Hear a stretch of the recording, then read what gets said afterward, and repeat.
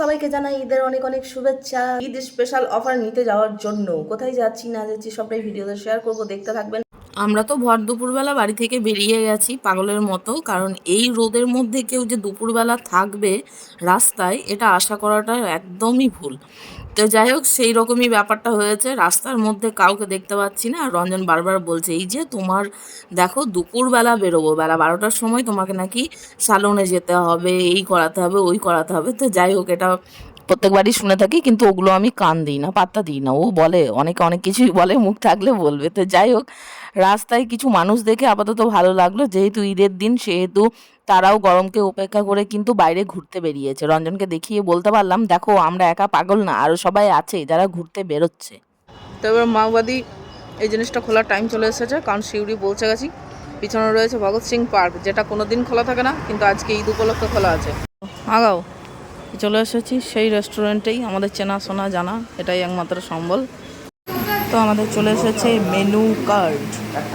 ঈদ মোবারক, আজকে ঈদের দিন, ঈদ মোবারক তো হবেই। তো আমরা কি নেবে? Chilli chicken. চিলি চিকেন কোথায় দেখতে পাচ্ছি না,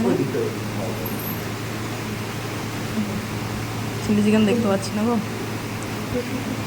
এইটুকুই কার্ড, এইটুকুই মেনু, আর মেনু নেই। লাচ্ছা আছে।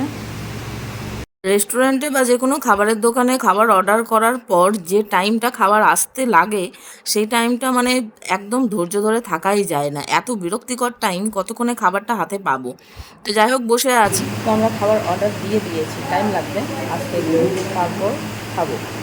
আমার কীরকম লুকে এসেছিলাম, আমার কীরকম হয়ে গেল, লিপস্টিকও ঘামে একদম ফেটে গেছে, আর মেকআপের তো যাচ্ছে তাই অবস্থা, কী বছরে গরম, কী করবো।